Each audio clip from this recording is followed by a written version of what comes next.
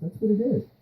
But what the real problem is that companies like Turtle Rock are pussies, and they can't look at this rationally. They can't look at this reasonably. Like two human beings, just like, why did you write that? Oh, I wrote it because I feel like invasion of privacy thing is much more important than the fact this guy said racially fucked up. Okay, good point. Yeah, that's gonna be the end of it. Yeah. But you're taking these opinions from other people that are chiming in just because they're looking for that second or looking to hit that gas. You get frustrated because you're stuck in the all day, because your body sucks, because the girlfriend doesn't want to touch them. Whatever the fuck reason it is. That's their life context, but that's their shit. Let them deal with it, right? Don't put repercussions on other people. And again, I'm fine, whatever. I'm doing just fine. But the kind of damage that does to people that I cared about was still at the company, right? Like my friends or my colleagues who, because when that all happened, like it was just like, right? It was mostly people just yelling and angry at them for doing what they did to me, right? Well, they should be. That makes sense. And so that should be the repercussions for firing someone for free speech. And that wasn't good though either, right? Like that was still really bad. And that wasn't, to me, that wasn't even any better, right? The way it's better is you take the person who fired you and they should be fired. And they should be publicly flogged. Someone should take them out with rubber dicks. Just smack them in the face like 100 lashes. It's nonsense. It's a cruel endeavor to try to please all the fucking idiots of the world and to not look at that. I don't know how anybody can look at it so rational and be outraged. You have to be a real fucking piece of shit to get angry out enough to think that you should lose your ability to make a living. You should lose your job. But that's what people love to do. They love to get people fired. It's one of the more invasive aspects of social media. The social justice warrior types that will try to get people fired from their jobs, and they organize and attack, and they're trying to get a result. And when they get a result, like these Turtle Rock guys who fired you, they feel like they're claiming victory. But there's no victory there. You went on to get a better job. They went on to get fucked over. The whole thing turned into a big shit fest. And online, it became this point of debate. And I think ultimately, they should learn. And everyone should learn. That's the thing. What I would love to do and what I keep doing, and it didn't stop that, by the way. I'm okay with being the provocative, right?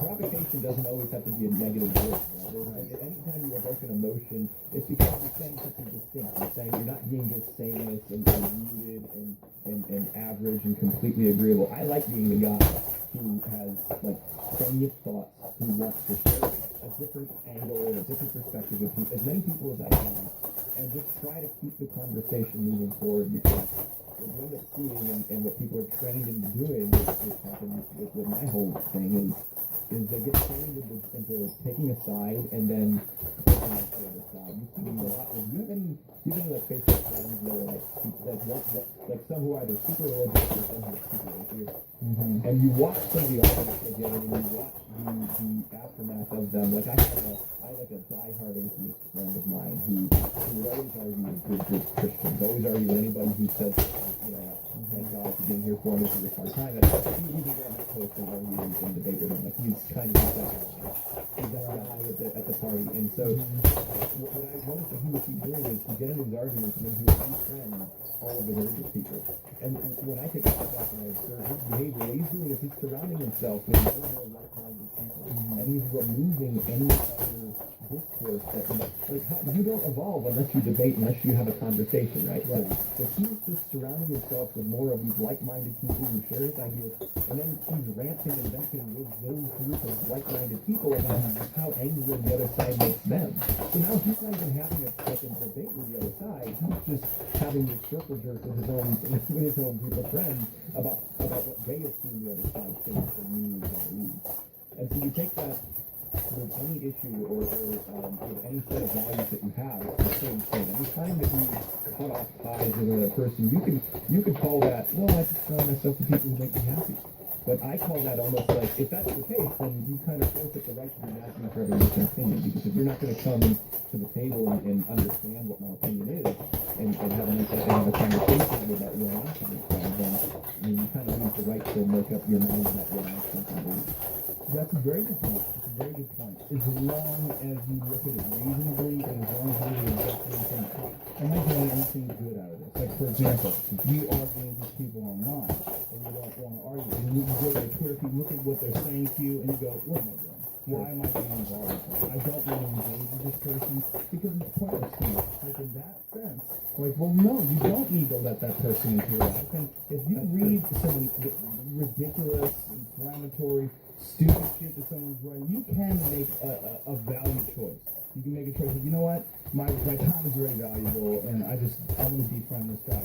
I don't want to be involved. Yeah. But there is something that's going on in this culture that I think is happening because of this incredible new ability to communicate and form these groups of like-minded people. So you get this massive confirmation bias in these groups, and because of that, they reject outright any notion of debate upon these issues.